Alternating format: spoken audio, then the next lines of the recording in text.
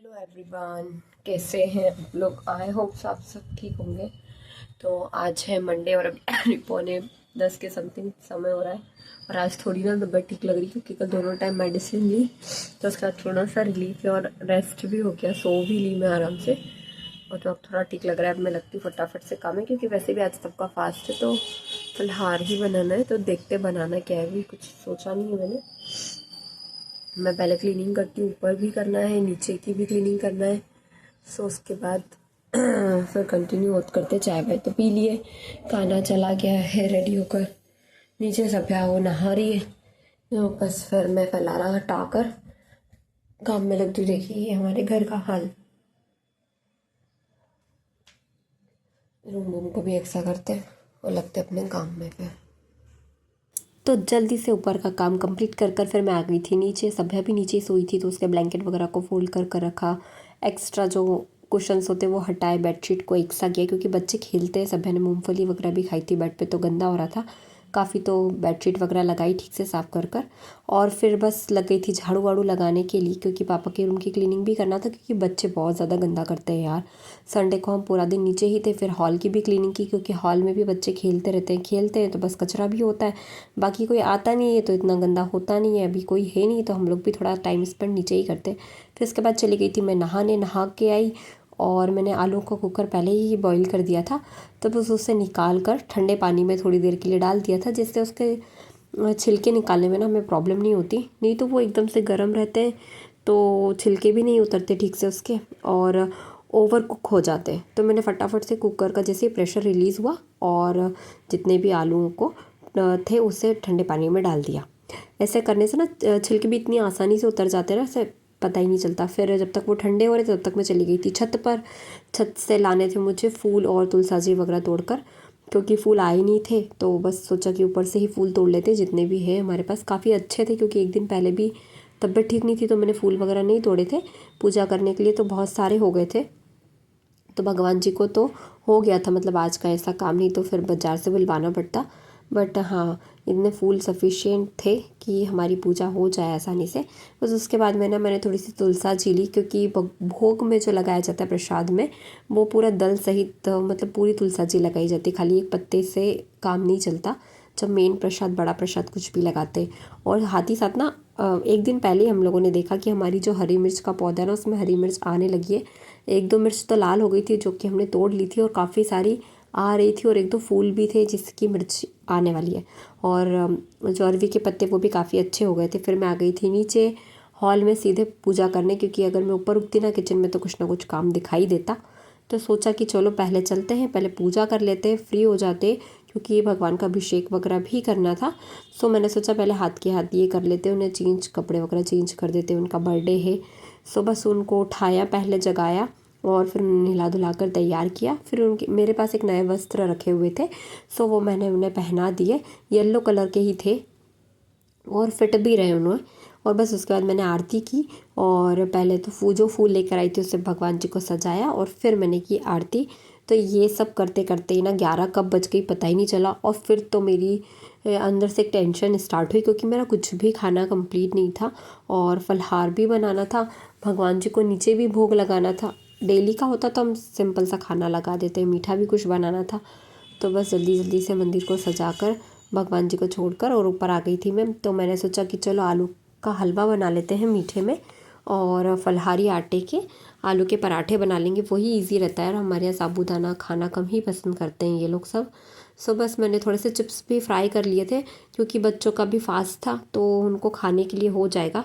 बहुत ज़्यादा गर्मी भी हो रही थी यार, एकदम से बारिश होती है और फिर रुक जाती ना तो गर्मी ज़्यादा होती है। और फिर इनको बुलाया क्योंकि नारियल की चटनी बनानी थी। सो नारियल बधारना था। हम लोग क्या लेडीज से नारियल कभी नहीं फोड़ती हैं, जेंट्स फोड़ते हैं। तो इधर मेरा आलू का हलवा भी बन रहा था। स्टार्टिंग में थोड़ा सा चिपकता है, फिर बाद में सही हो जाता है। चिप्स के अंदर भी मैंने नमक वगैरह डाल कर रखा और इधर चटनी की तैयारी कर ली।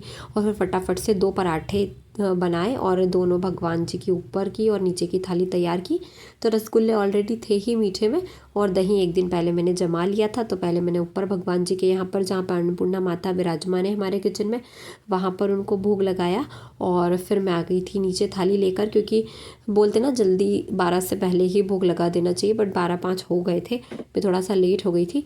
बस भगवान जी को भोग लगाया, वहाँ पर प्रसाद वगैरह रखा और फिर 5-1 मिनट वेट किया। फिर ऊपर आई, फिर पापा को बुलाकर सभ्या और पापा को खाना खिलाया, क्योंकि सभ्या को लग रही थी भूख। बच्चे घर पर रहते ना तो उन्हें भूख लगती है, क्योंकि उनका लंच टाइम हो जाता है 10-10:30 पर, तो उन्हें खाने की आदत रहती है। अभी जस्ट फ्री हुई हूँ मैं खाने से, 1:15 बज रही है। अब मैंने जो कपड़े वॉश किए हैं ये रखे हुए हैं, इनको डालूँगी। और थोड़ा सा किचन विचन भी सब क्लीन हो गया, सब कुछ हो गया। खाना भी आया नहीं है, वो आएगा तो खाएगा तो ठीक, नहीं तो वो उसकी दुआ कैसे खाता रह जाएगा। और जो प्रसाद बनाना है मतलब जो जन्माष्टमी के लिए, वो मैं अब शाम को जब उठूँगी ना, मतलब उठूँगी क्या, थोड़ी देर बाद बना लूँगी। सभ्या को पढ़ाना है, उसकी चोटी वगैरह करना है, और भी दूसरे काम है यार थोड़े से, वो करके फिर होती हूँ मैं फ्री।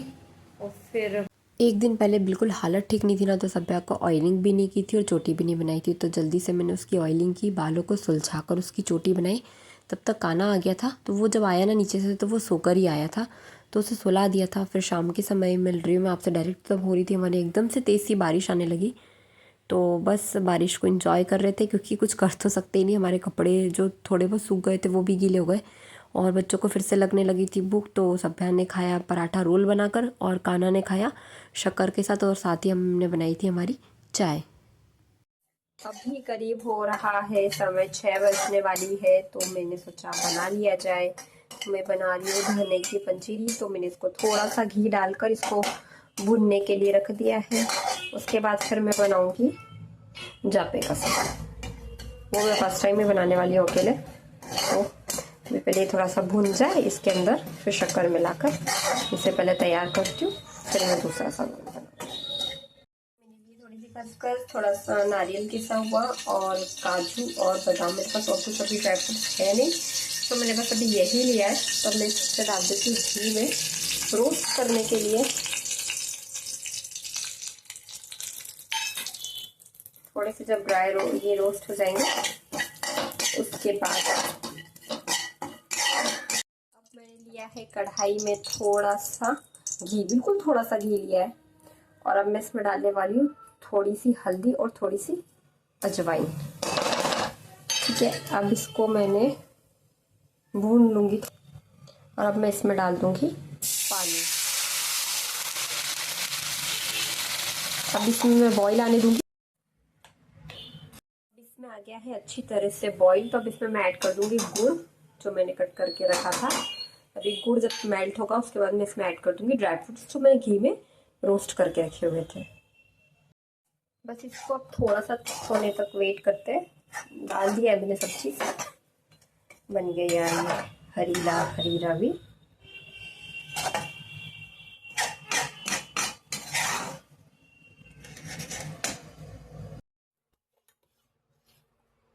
थोड़ी सी मैं बासुंदी भी बना रही हूँ, ठाकुर जी को रबड़ी बासुंदी इस टाइप की चीज़ें बहुत पसंद है, तो थोड़ी सी बासुंदी भी बना रही हूँ।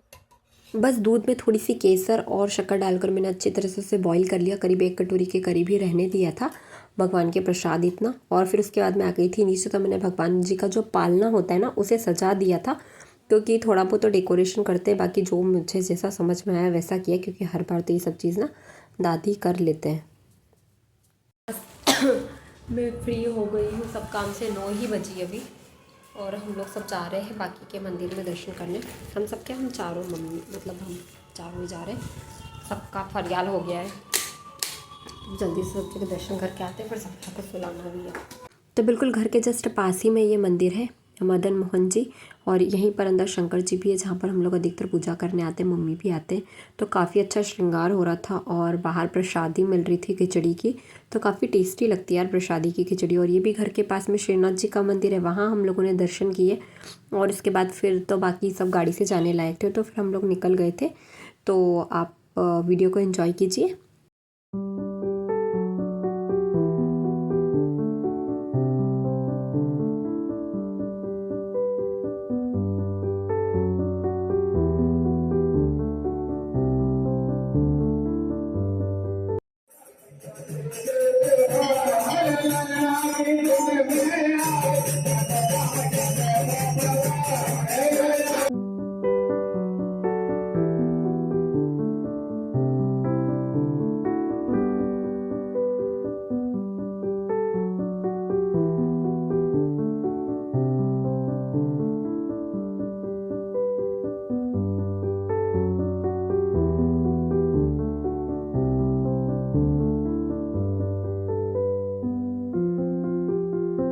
एक मंदिर में हम दर्शन कर कर जा रहे थे ना, तो वहीं पर ये कुछ आदिवासी डांस परफॉर्म कर रहे थे, तो वो देखने के लिए हम लोग रुक गए थे। जैसे जो डीजे के साथ में निकलते हैं ना, बस उसमें ही थे ये सब लोग। तो अच्छा, काफ़ी अच्छा परफॉर्मेंस दिया इन लोगों ने, बड़ा मज़ा आया, इन्जॉय किया हम लोगों ने, काफ़ी देर तक खड़े रहे। बच्चों को तो इसी चीज़ों में काफ़ी मज़ा आता है। बस फिर वहाँ से हम लोग और मंदिरों में दर्शन किए। ये लास्ट में मंदिर पड़ता है, बड़े मंदिर, हमारे घर के पास ही है ये भी। बस यहीं पर दर्शन किए आखिरी, और फिर हम लोग आ गए थे घर आकर बाकी सब लोगों ने चेंज वेंज किया और सब सो गए थे। बस मैं ही जग रही थी, क्योंकि मुझे 12 बजे भगवान जी की आरती करना थी। तो फिर मैंने भगवान जी की थाली लगाई है प्रसादी की, तो उसमें मैंने बनाई थी धनिया की पंजीरी, रबड़ी और माखन मिश्री था, पैठा रखा था, फल रख लिए थे जो भी था, और हरीरा होता है ना जो जापे में खाया जाता है, वो बनाया था, और पेड़े भी थे वो रखा। और उसके बाद भगवान जी को बस फटाफट से भोग लगाया सब चीज़ का, और करीब 12 बजने ही वाले थे। तो इन सबको भोग लगाकर फिर मैंने भगवान जी की आरती, क्योंकि एग्जैक्ट 12 बजे ही भगवान कृष्ण का जन्म हुआ था, तो उसी टाइम को ध्यान में रखते हुए 12 बजे आरती कर ली। इस बार अकेले ही की, ये तो हर बार दादी और मैं रहते हैं, बट इस बार दादी नहीं है, तो ये सब अकेले किया। तो इस बार अच्छा नहीं लग रहा था, मम्मी भी नहीं थे, दादी भी नहीं थे। तो बस आज जन्माष्टमी का व्लॉग यहीं एंड करते हैं। अगर वीडियो आपको पसंद आता है तो प्लीज़ चैनल को लाइक, शेयर एंड सब्सक्राइब ज़रूर करें। धन्यवाद।